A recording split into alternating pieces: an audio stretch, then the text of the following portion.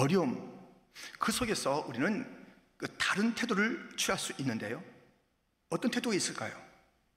같은 감옥에 있어 두 죄수가 그 자리에 있는데, 한 사람은 감옥에 있는 그 창살을 보며 저 창살 내가 벗어날 수 없어, 힘들고 어렵다 하고 창살만 바라보고 절망을 탄식하는 사람이 있는가 하면, 그 밖에 보니까 구름이 지나가요, 새가 지나가요. 야, 나도 저 구름처럼, 나도 저 새처럼 자유를 맛볼 그날이 있을 거야 하면서 그 가운데 소망을 가질 수도 있는 것입니다.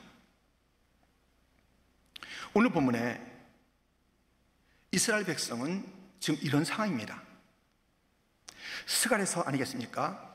이 스가랴 선지자는 이스라엘 백성들이 바벨론 포로에서 1차, 2차, 3차로 귀환할 때에 1차에 귀환했던 그때 수룹발벨, 여호수아 지도자들과 함께 학개 선지자, 그리고 이 스가랴 선지자가 돌아왔습니다.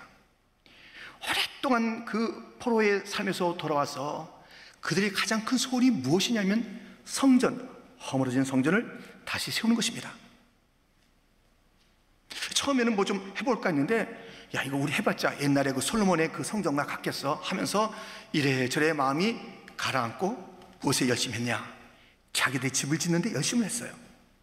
주님께서 너무 마음이 아파서 야야야야, 너희들 집을 잘 짓는다, 내 성전은 어떡하고? 그렇게 기다렸던 포로에서 돌아와 성전 건축할 수 있는 그 시간에 엉뚱하게 다른 것에 관심을 갖는 그 일들을 가슴 아파하시는 하나님께서 학개 선지자를 통해서, 또 스가랴 선지자를 통해서 말씀도 하시고 새로운 환상 비전들을 보여주시곤 했습니다. 그래서 성전이 건축된 거예요. 다시 돌아왔죠. 포로 생활에서 돌아왔어요. 건축했어요. 다 됐잖아요. 다 되긴 더 힘든 거예요. 이들이 더 가라앉은 거예요. 신앙이 가라앉고 무엇인가에 눌려 있는 거예요. 기쁨도 사라지고 감사도 사라지고 주의 영광을 보는 일도 없어지고, 또 주변에 여러 가지 상황들을 보니 자기들 그 옛날의 왕들의, 또 바벨론에서 겪었던 그 왕, 새로운 그 바사, 페르시아의 그 왕들, 뭐 여러 가지 또 그 밖의 나라들의 그 상황 속에서 계속 편치가 않는 거예요. 이런저런 생각 가운데. 그래서 물리적으로는 포로 생활이 아닙니다. 어디 감옥에 있는 것이 아닙니다. 그러나 영적으로, 마음적으로 깔아앉아 있고 눌려 있는 그들을 향하여 말씀하시는 주님께서 이런 말씀하시는 것이에요. 갇혀 있으나 소망을 품은 자들아. 갇혀 있으나 소망을 품은 자들아. 절만 소망을 품고 있었을까요? 그 여러 가지 정황을 보면 소망을 꽉 품고 있는 것이 아니라 의심, 걱정, 뭐 그늘이 아직까지 있었어요. 근데 주님께서 그들을 부르실 때 갇혀 있으나 소망을 품은 자들아, 이렇게 말씀하시는 거예요. 얼마나 놀라운 말씀입니까? 얼마나 긍정적인 말씀입니까? 정말 얼마나 소망 있는 말씀입니까? 그렇게 불러주는 거예요. 갇혀 있으나 소망을 품은 자들아, 소망을 가진 너희요, 이렇게 말씀해 주시는 거예요.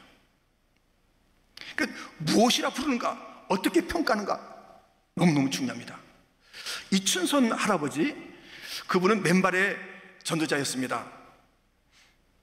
뭐 꽤 오래됐죠. 그런데 그분이 그렇게 맨발로 예수님을 증거하는, 나는 예수님 다시 오시기 전까지 신발 안 신겠어 하면서 맨발로 뭐 겨울이나 여름이나 봄이나 가을이나 다녔던 그런 할아버지, 그 영상이 있더라고요. 누군가 이렇게 만나서 찍은 영상이 있는데, 그분은 전도를 할 뿐만 아니라 청년들을 만날 때마다 이렇게 불러요. 그 청년 알겠어요? 근데 뭐 약간 어깨를 내리고 다니고 뭐 이렇게 다니고 뭐 초점이 없이 날 때 딱 남자를 보면 안중근, 제가 안중근이라고 했습니다. 예. 무슨 말? 안중근, 유관순, 안중근, 유관순 하면서 불러주는 거예요. 그럼 그 청년이 깜짝 놀라고 뭐 지나가기도 하고 아마 많은 생각을 했을 거예요. 뭔가 역사의식도 없고 삶의 의미도 없는 것 같은 그런 삶 가운데 어떤 어른이 너는 안중근, 너는 유관순, 이렇게 불러준 거예요. 하나님이 이들을 이렇게 부른 거예요. 갇혀있으나 소망을 품은 자들아. 왜 그들뿐이에요? 오늘의 우리도 지금 갇혀 있는 거 아니에요? 버젓이 자리에 있고 각 가정에 있습니다만은 가난에, 팬데믹에, 그래서 두려움도, 또 여러 가지 참 원치 않는 그런 질병들, 또 관계들, 자기 여러 가지 습관 가운데 묶여 있음, 죄가 아직까지도 자기를 갖다가 이렇게 감옥같이 이렇게 막 올가매고 있음, 이런 많은 것들에 지금 눌려 있는 거 아니에요? 근데 주님께서 우리에게도 말씀하시는 것입니다. 갇혀 있으나 소망을 품은 자들아. 하나님께서 그 당시에 이스라엘 백성 스가랴 선지자를 통해서 하신 말씀, 그리고 오늘도 말씀하신다는 그 말씀, 갇혀 있는 자들아 너에게는 소망이 있어, 소망을 품고 있잖아 하시는 이 말씀은 그냥 던져진 말씀이 아니라 오늘 본문에 보니까 확실한 이유가 있더라고요. 하나님께서 그렇게 말씀하실 이유가 있더라고요. 갇혀 있으나 소망을 가지고 노래하고 기뻐할 그 이유가 있는 것을 주님께서 친히 말씀하셨어요. 그 당시에도 또 오늘의 우리에게도 우리 한번 그 말씀을 들어봐요. 무엇 때문에 하나님께서 너에게는 소망이 있다니까 그렇게 말씀하시는지. 그 첫 번째입니다. 그분이 오셨다는 것입니다. 그분, 메시아, 구원자, 그분이 오셨다. 사실 그 당시에는 스가랴 오늘 본문에는 아직 그분은 예언으로 오신 예언되어 있습니다. 메시아가 어떻게 해요? 보세요. 9절 말씀. 시온에 따라 크게 기뻐할지어다. 예루살렘에 따라 즐거이 부를지어다. 보라 네 왕이 내게 임하시나니 그는 공의로우시며 구원을 베푸시며 겸손하여서 나귀를 타시나니 나귀의 작은 것 곧 나귀 새끼니라. 지금 예수님의 그 모습 가운데 예루살렘 일상하시는 그 모습을 그대로 지금 표현하고 있지 않습니까? 지금 예언하고 있는 거예요.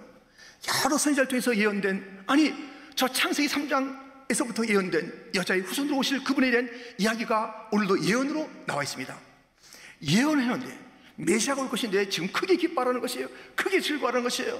너희에게 소망이 있다는 것이에요. 그분이 오시니까. 그분은 진정한 왕이에요. 여태까지 보았던 왕과 다른 분이에요. 사랑의 왕이에요. 공의로우신 왕이에요. 겸손하신 왕이에요. 근데 사람들이 좀 착각을 하죠. 왕이라고? 근데 어떻게 저 모습이 뭐야? 작은 나귀 새끼 타고 오시는 모습이 뭐야? 멋진 준말을 타고 또덕또덕 하고 오셔야지. 저게 무슨 모습이야? 마곡간에 오셨다고? 나셀 총동리에서 자라나신다고? 목수의 아들이라고? 와, 그렇게 거짓말 하면 되나? 하면서 많은 사람들이 믿지 않은 거예요. 하나님께서는 예언자를 통해서 말씀하십니다. 내가 보내는 메시아 내 아들은 겸손하고 나귀 새끼를 타고 임하지만 그가 진정한 왕이다. 그가 너희를 갇힌 데서 자유케 할 참 자유를 줄 그런 메시아다. 그러므로 기뻐하라. 지금 기뻐하라는 지금.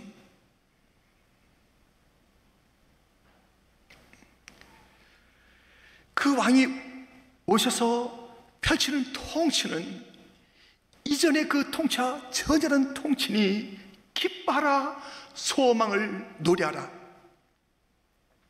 그러면서 하시는 말씀이 있어요. 그분이 왕, 메시아는 왕이세요. 근데 오늘 본문에 뭐라고 또 소개되냐면 요새세요. 그래서 너희들이 이제는 그만 감옥에 있고 갇힌 데 있지 말고 요새 그분에게로 가라라는 말씀을 하고 있습니다. 12절. 갇혀 있으나 소망을 품은 자들아 너희는 요새로 돌아올지니라. 내가 오늘도 이르노라. 내가 네게 갑절이나 갚을 것이라. 갇혀있는 자들아, 눌려있는 자들아, 감옥이 너의 그 마지막 자리가 아니다. 요새로 옮겨가. 너에게 임하시는 그런 메시아는 왕이시며 요새, 누구도 건들 수 없는 피난처, 영원한 반석, 그분에게로 돌아가라는 것이에요. 모든 인생은 고통 가운데, 절망 가운데, 실패 가운데, 낙심 가운데, 죽음 가운데, 지옥 가운데 있는 것이 모든 인생입니다. 거기서 벗어나 예수께로 가기만 하면 삽니다. 예수님이 오셨습니다. 예수님은 우리의 요새십니다. 우리의 산성이십니다. 예수님에게로 가면 우리 하나님께서 그의 생애 전체를 후회해 주시고 우리 하나님께서 승리의 역사를 예수님에게 피한 자에게 주시는 것입니다. 본문 15절 상반절, 만군의 여호와께서 그들을 호위하시리니 그들이 원수를 삼키며 물맷돌을 밟을 것이며, 예수와 함께 있는 자 피할 수가 없습니다. 예수에게 피한 자가 망할 수가 없습니다. 우리 주님께서 보내는 그 메시아, 하나님의 아들, 영원하신 요새, 그분에게 피하면은 우리 하나님께서 그의 인생을 책임져 호위해 주시고 도와주시고 지켜주시고 힘을 주시고, 할렐루야. 아무것도 두려워 말라. 주 나의 하나님이 지켜주시네. 놀라지 마라, 겁내지 마라. 주님 나를 지켜주시네. 내 마음이 힘에 겨워 지칠지라도 주님 나를 지켜주시네. 세상의 험한 풍파 몰아칠 때도 주님 나를 지켜주시네. 주님은 나의 산성, 주님은 나의 요새, 주님은 나의 소망, 나의 힘이 되신 여호와. 우리 주님은 말씀하십니다. 갇혀 있구나. 그런데 너희는 소망이 있어. 왠지 알아? 잘 들어봐. 너에게는 영원한 소망, 영원한 요새, 내 아들 메시아가 너에게 임한다. 사는 긴주장의 성도들아, 너에게 이미 이 예수가 임했다. 갇혀있지 말아라. 절망하지 말아라. 옮겨가라. 요새, 산성, 방패, 피난처, 구원되는 나의 아들 예수에게로 옮겨가라고 주님 말씀하시는데, 그 말씀은 오늘 옮겨가랍니다. 오늘도 말한다. 오늘도 말한다. 이것은 나중에 할 일이 아니다. 가장 시급한 것은 너의 그 갇힌 데서 옮겨가는 거야. 너의 자리를 옮기는 거야. 너의 위치를 옮기는 거야.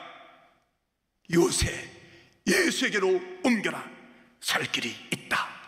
주님께서 말씀하고 있습니다. 하나님께서 이렇게 크게 말씀하시는 이유가 있잖아요. 갇혔으나 소망을 품은 자라고 긍정적으로 말하는 그 이유가 있으니, 그분 메시아가 오실 것이고 우리에게는 이미 오셨고, 왜 절망하십니까? 왜 탄식하십니까? 왜 갇혀 있습니까? 상처와 실망, 낭패, 이것은 다 우리 것이 아닙니다. 이제는 다 떨쳐내시고 예수께로, 예수께로, 예수께로.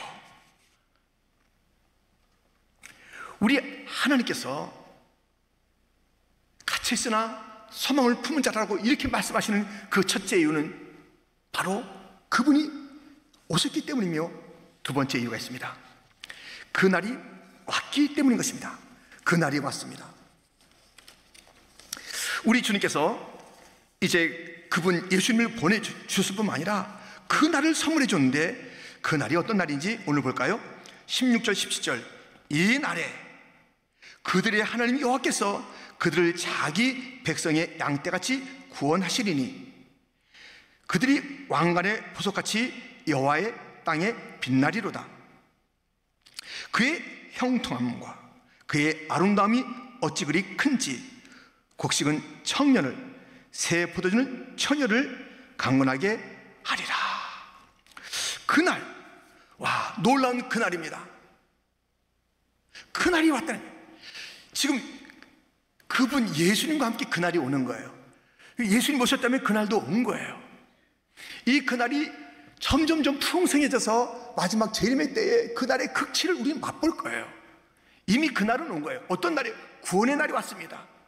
보석같이 빛나는 날이 왔습니다. 형통의 날이 왔습니다. 아름다운 날이 왔습니다.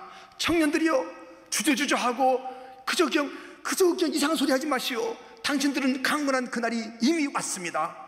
그러므로 여러분들 절망에 빠지지 말고 탄식하지 말고, 이 날이 이미 왔으니 기뻐하시오. 구원의 날이 왔습니다. 보석같이 빛나는 그 날이 이미 왔습니다. 점점점 그 빛은 밝아질 것입니다. 당신들은 형통합니다. 당신들은 아름답습니다. 형통의 주님, 아름다운 주님이 당신들을 붙잡아 줍니다. 당신들은 강건할 것입니다. 나는 건강이 없다, 나는 신분이 없다, 나는 가난하다, 나는 그렇게 노래하지 말아라.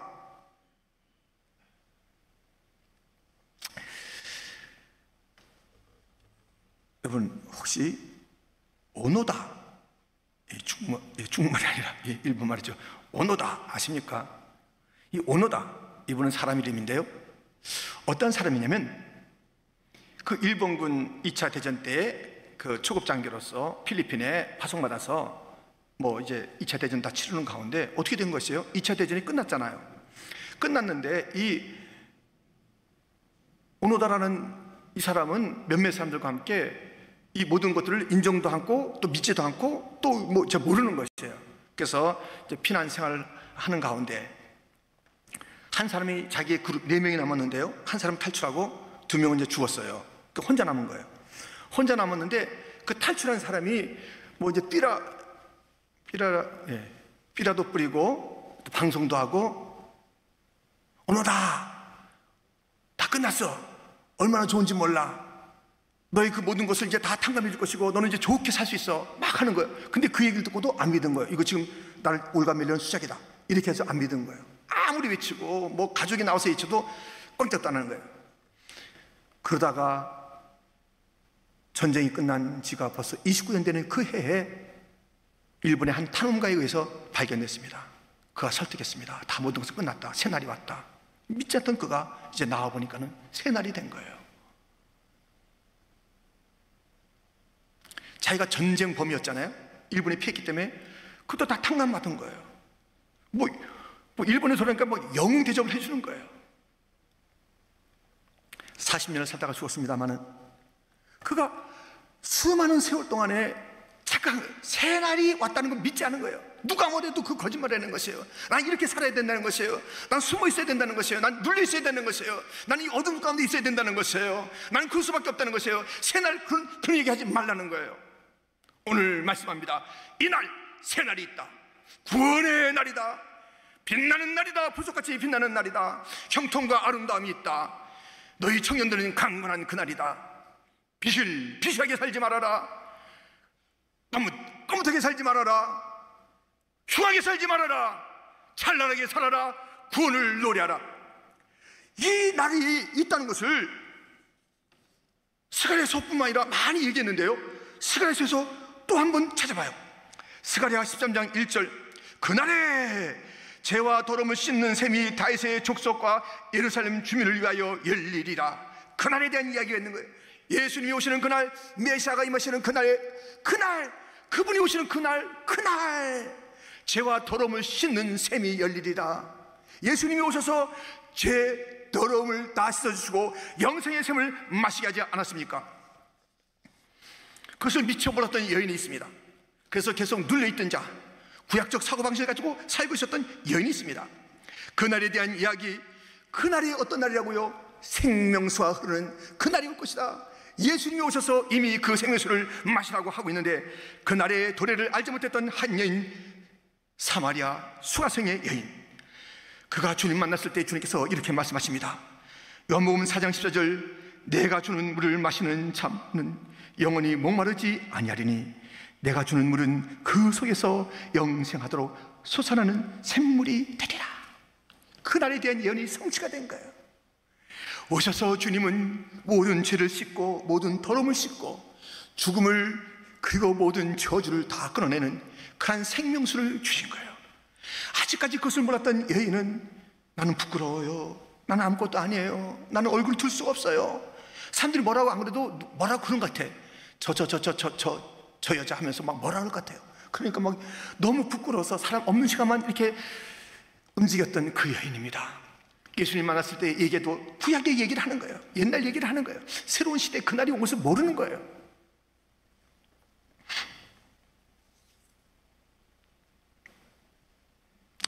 이 새날이 이르기 전에, 곧 샘이 없기 전에 어떻다고요? 오늘 본문 11절에 또 너로 말할진대 내 언약의 피로 말미암아 내가 내 갇힌 자들을 물 없는 구덩이에서 놓았나니. 물 없는 구덩이에요. 언약의 피가 흘러서, 보혈이 흘러서, 저 골고다의 피가 흘러서 모두를 적시고 살리고 마셔서 살아나게 하는 그 일이 없는 가난 그 시대, 그 시대가 끝나고 그날이 올 것이다. 주님께서 말씀하고 우리에게는 그날이 왔다 이거예요. 아직 오지 않았는데 그날 약속하면서 크게 기뻐하라 즐거워하라 하신 주님은 우리에게 어떻게 말씀하시겠습니까? 아직 오지 않은 그날, 그 이야기를 가지고도 크게 기뻐하신 주님은 우리에게 지금 어떻게 말씀하시겠습니까? 왜 얼굴을 찡그리고 있느냐? 왜 그렇게 기뻐하지 않느냐? 오늘도 기뻐하라, 감사하라 찬양하지 않았어요? 왜? 주님이 놀라시는 거예요. 아니, 이런 날이 너에게 임했는데, 메시아가 와서 그 피를 흘려서 이 날을 만들었는데 아직까지도 뭔가 눌려 있는 거예요. 아직까지도 뭔가 안 된다는 거예요. 아직까지도 스스로 갖다 이렇게 그렇게 낮게 처신하고. 여러분들, 우리 그런 자 아닙니다. 여러분들 별명이 뭡니까? 별명 있죠? 예, 뭐 물어봤으면 좋겠는데 시간이 없어가지고. 예, 별명이 다 있을 건데 어떤 별명 가지고 있어요?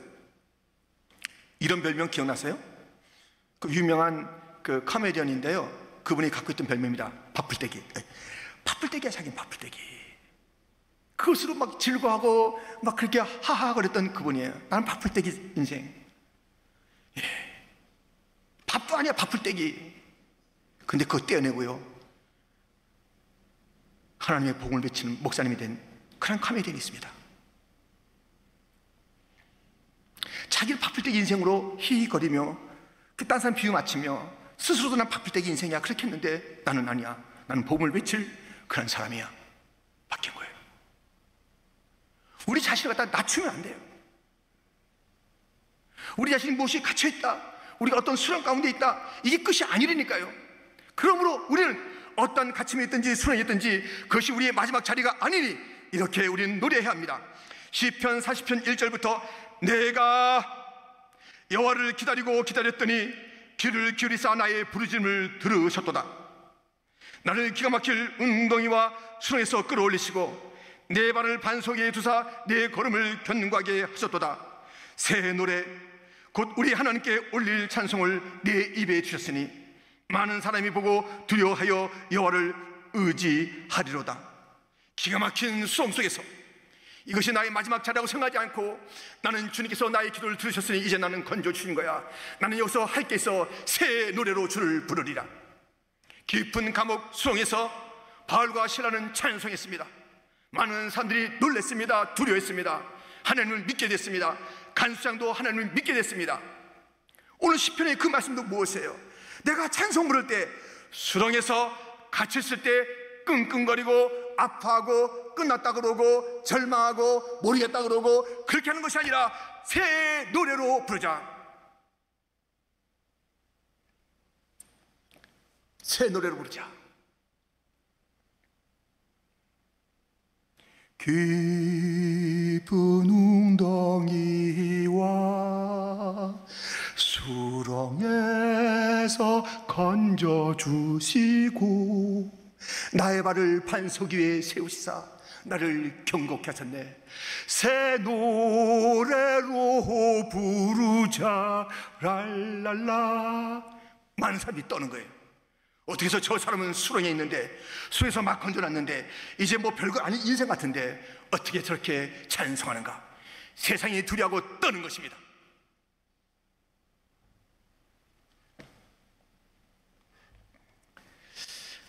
우리는 우리가 누군지를 알아야 되는 거예요. 우리 위해서 예수님을 보내주신 거예요. 그분이 오신 거예요. 그분이 그냥 오신 것이 아니라 그 날을 함께 오신 거예요. 구원의 날을 우리에게 주신 거예요. 소망의 그 이루어지는 그 날을 주신 것이에요. 우리를 갖다 건져주신 거예요. 살려주신 거예요. 빛나게 하신 것입니다. 그런데 오늘 이야기는 여기서 끝난 게 아닙니다. 놀라운 이야기가 하나 더 있어요. 야, 너희들 같이 있지만 소망을 품은 자 맞지? 내가 그분을 보냈잖아. 내가 그날 너에게 줬잖아. 이 놀라운 선물을 가지고 아직까지도 너 징징 울 거야? 하시는 주님께서 이런 말씀을 더 하시는 거예요. 지금 이 시대적인 배경은 말씀드린 대로 바벨론에서 이제 돌아오게 되는데요, 이 바벨론이 이 바사 페르시아에 망합니다. 그래서 고레스 왕이 돌려보내는 거예요. 그래서 1차로 들어와서 지금 성전 건축에 대한 메시지를 전하고, 지금 오늘의 메시지가 이제 적혀 있는 것입니다. 예언적 메시지가 적혀 있는 것이에요. 그래서 이들이 아직까지 여러 가지 그 눌림이 많이 있다는 것을 말씀을 드렸잖아요. 근데 가장 아직까지 파워풀한 그 나라는 그 지나간 나라 아수르, 바벨론 다 지나가요. 다 지나가. 근데 지금 이 바사라는 그 나라에 눌림이 있는데 하나님께서 이런 말씀하시는 거예요. 헬라가 있대. 헬라. 아직 헬라가 등장하지 않았는데 헬라, 그리스, 헬라가 있다는 거예요. 헬라가. 사실은 이 모든 그 나라들은요 다 지나가는 거예요. 뭐 애굽도 지나가고 다 지금 말씀드린 제국이 다 지나가는 거예요. 헬라가 아니 바사를 이렇게 페르시아를 이겼어요? 또 로마에 당하는 거예요. 로마 또 다 끝났잖아요. 다 이 세상의 제국들은 다 끝나는 거예요. 근데 이제 이 등장할 이 헬라는 그 당시에 어마무시한 그런 나라였다고요. 그 나라가 등장하는데 너희들의 시대는 이제 이 감옥 같은 세상 속에서 메시아를 기대하고 소망하고 그날을 감사하고 감격하면서 크게 기뻐하라 말씀하셨는데요, 너희의 자녀 세대는 헬라를 만날 거예요. 그러므로 너희 자녀 세대들이 그 헬라를 이기기 위해서는 이렇게 돼야 됩니다. 13절, 내가 유다를 당긴 활로 삼고 에브라임을 끼운 화살로 삼았으니 시온아, 내가 네 자식들을 일으켜 헬라 자식들을 치게 하며 너를 용사의 칼과 같게 하리라.